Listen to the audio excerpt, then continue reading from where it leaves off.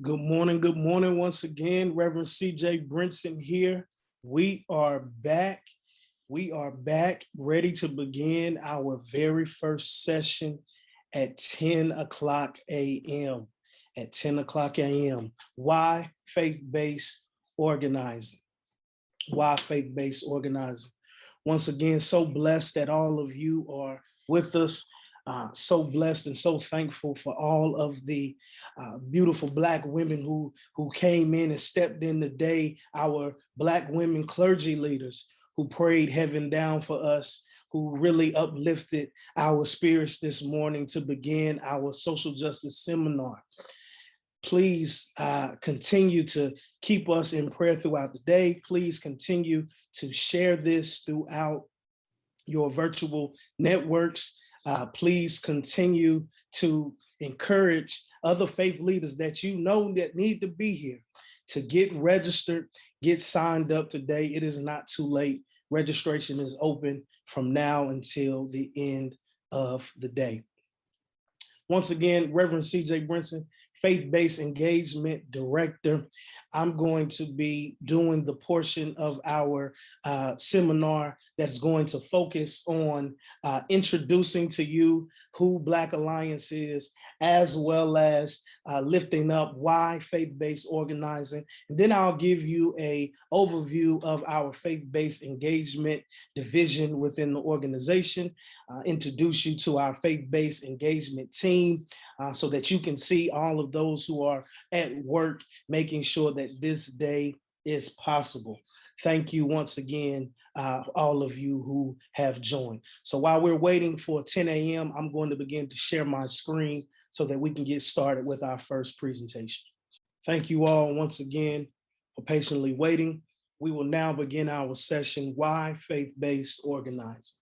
The purpose of this session is to introduce you to North Carolina Black Alliance, its mission, policy, agenda, and work, to offer biblical and theological rationale for the importance of faith-based organizing, and to identify North Carolina Black Alliance faith-based action plan and how faith leaders can engage. Who we are, our mission, our history, and policy agenda.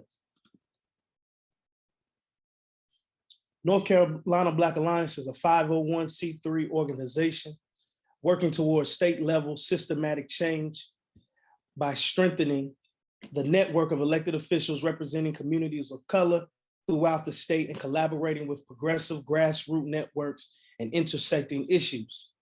The Alliance is an intergovernmental network of African-American legislators, county commissioners, school board members, and municipal elected officials, centered by a commitment to ambitiously address broad issues of inequality and fairness.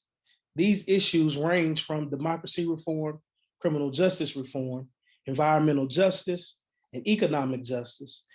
And also the Alliance collaborates with strategic partners to advance the work of those organizations and to enhance intentional collaboration with Black constituencies.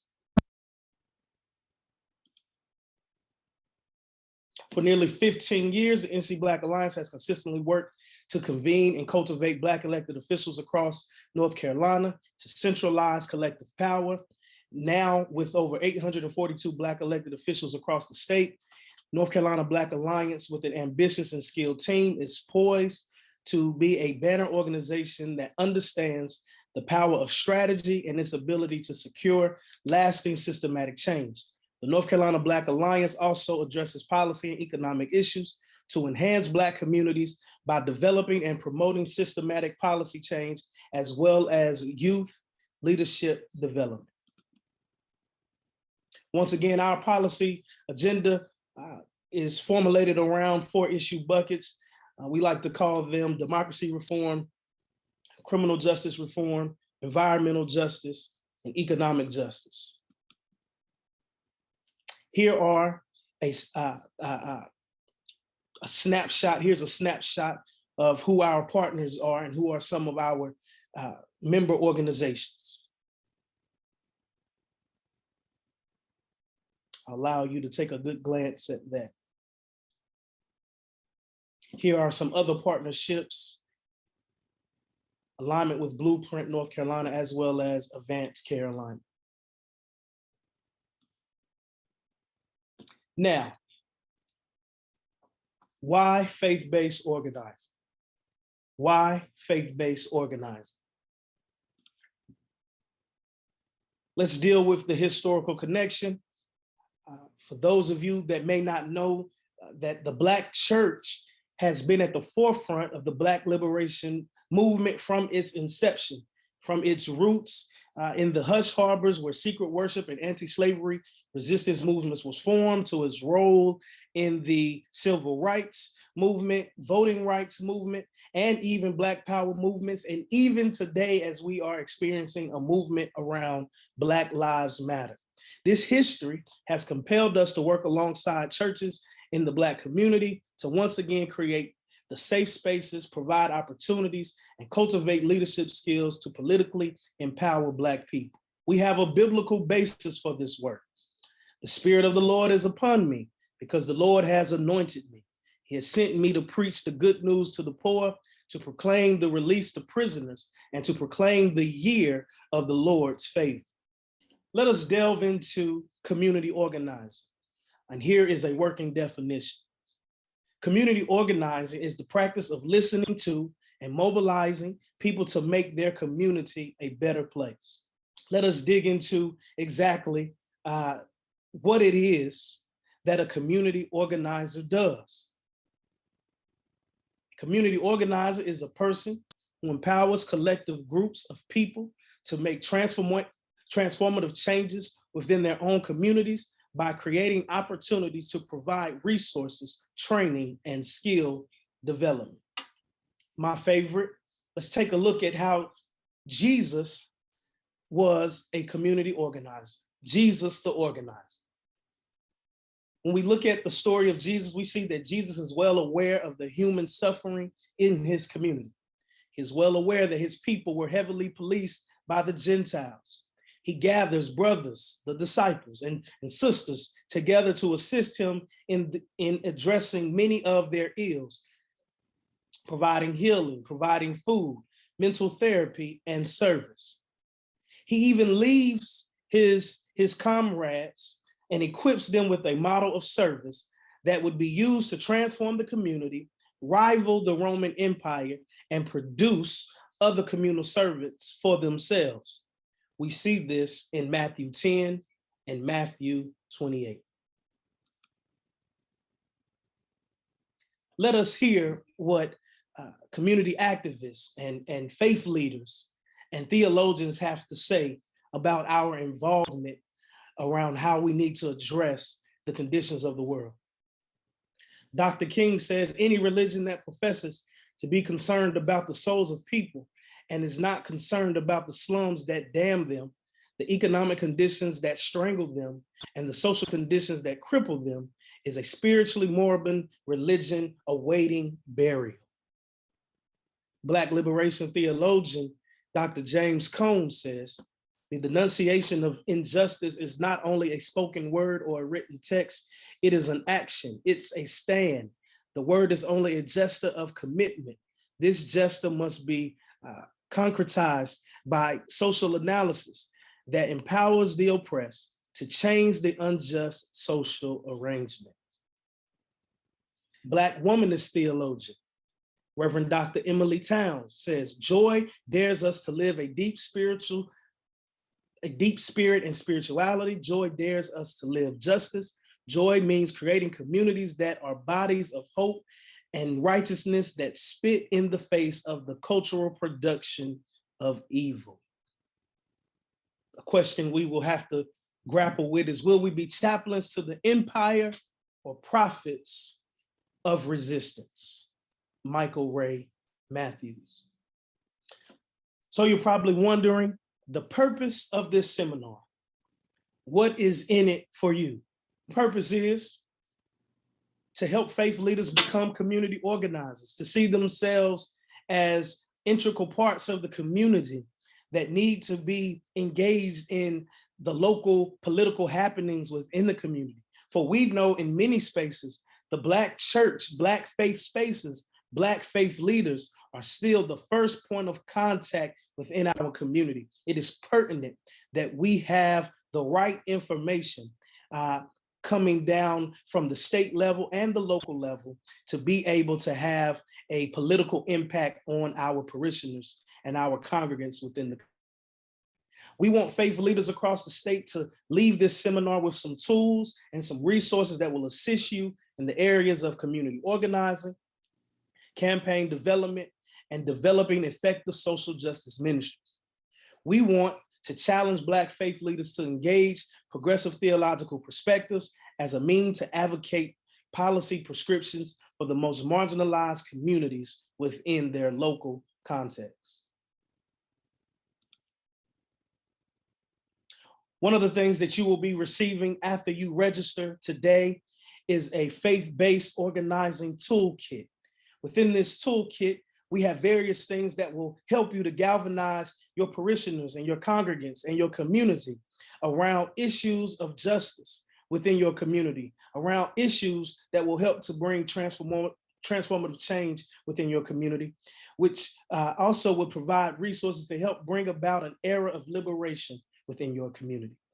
We have things in there such as the do's and don'ts of faith leaders who operate faith spaces around their communities where they don't jeopardize their 501c3 status.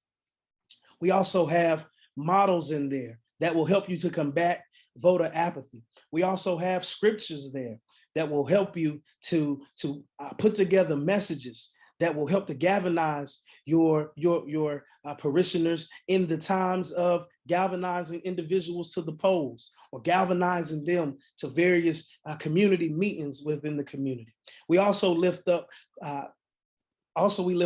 state faith leaders, Black faith leaders throughout the state, so that you can familiarize yourself with who those leaders are. You'll be able to connect yourself with many of the great works that these leaders are connected to as well. You will receive a book that is rooted in faith-based organizing. The book is entitled Faith-Rooted Organizing, Mobilizing the Church in Service to the World by Reverend Dr. Alexia Salvatierra and Peter Herzl.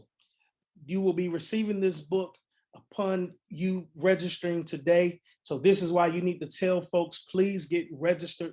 Please join us today because we have some things and some resources that we are offering to you. Here's my favorite.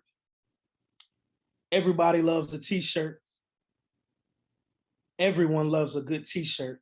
You will be receiving a Black Power, Black Faith t-shirt from North Carolina Black Alliance, so that as we prepare for our local elections in our community, as you may have to go out and be a poll chaplain, as you may have to suit up in your clergy garments on election day, or you have to be visible and present at a city council meeting, or wherever it is that you may have to go, a county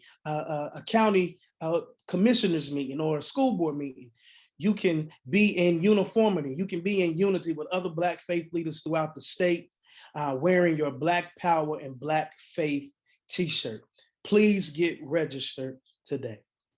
Once again, I am Reverend C.J. Brinson, Faith-Based Engagement Director with North Carolina Black Alliance. And this is my email where you can contact me if you have any questions about how you want to get involved with the great work that we are doing. It is my hope that you will enjoy the duration of this seminar. Our faith-based engagement, since I've been here as the Faith-Based Engagement Director, was solely built off of the relationships that we developed during the inception of COVID-19, specifically around what we were calling COVID-19 response calls, and also the previous relationships that had already been established within the organization's 15-year history. Our program was able to build over 500 contacts of clergy leaders throughout the state of North Carolina. We were able to develop various engagement methods to reach clergy leaders throughout the state. These consisted of a newsletter. It was at that time that we produced our first webinar. It was entitled Reform to Liberation. We also involved ourselves in Souls to the Polls trainings. We created a website. We also had a Souls Roll to the Polls campaign, and we even developed our faith-based toolkit. We were able to conduct 17 Souls to the Polls training throughout the state of North Carolina and training over 295 clergy leaders throughout the state of North Carolina. Our Souls Rolls to the Polls campaign had over 16 counties throughout the state to participate. As you can see here in the beginning, these were a few of the trainings that we were able to have. Here are some of our flyers from our first initial COVID-19 response calls. We had these in various areas: Mecklenburg County, Forsyth County, Robeson, Bladen, and Columbus County, Wake County, and other counties throughout the state of North Carolina. Also, here is our flyers from some of our Souls to the Polls trainings that we were able to hold. We were able to work in Cumberland, Bladen, and Robeson, and Columbus County, working alongside the great architect of Souls to the Polls throughout the state of North Carolina, Reverend Dr. Gregory K. Moss. We were able to host Souls to the Polls trainings in Cleveland County. We even worked alongside the General Baptist State Convention. We called it the Faith Voter Project, where we had 3 consecutive trainings with the General Baptist State Convention as well. And we also worked with the state NAACP, as well as organizations such as Forward Justice, to ensure that faith leaders at the time were abreast to all of the rapid changes that were happening during the 2020 election cycle.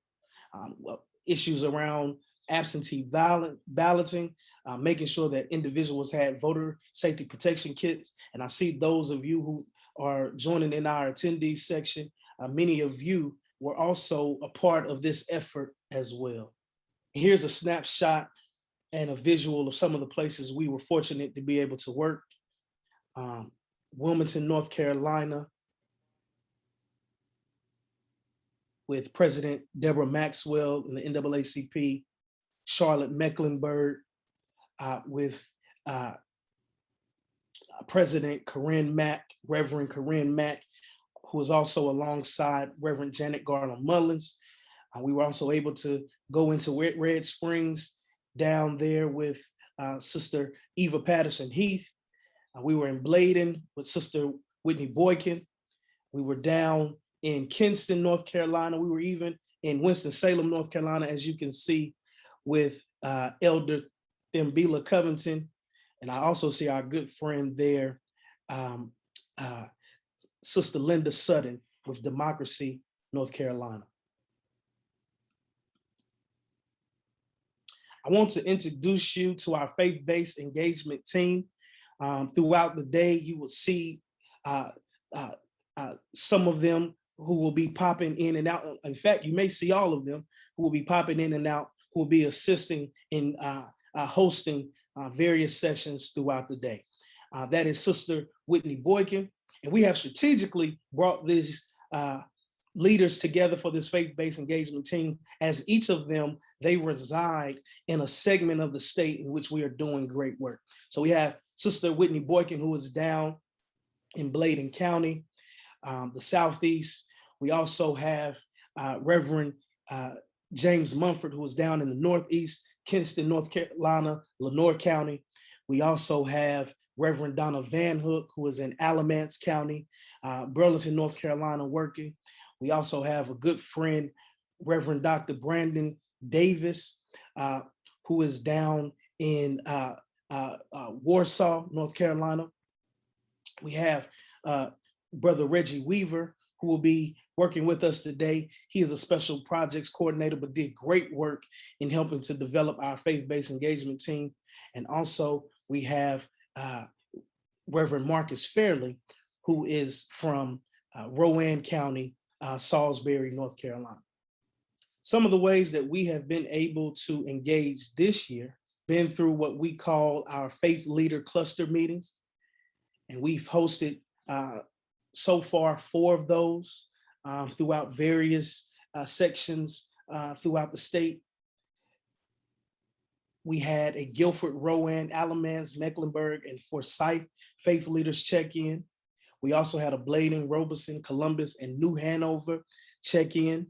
We were also in the Southeast with Cumberland County and Hope County. And we were also in the Northeast with Pitt County, Edgecombe County, Lenoir County, and various other counties that was represented as well.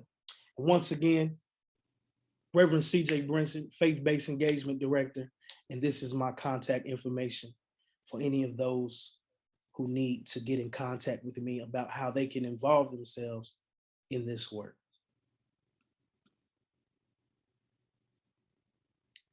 So my friends, that's been a basic overview of why we need to faith-based organize, and also what we as our faith-based engagement team, what we are involved in, and how we're trying to engage Black faith leaders throughout the state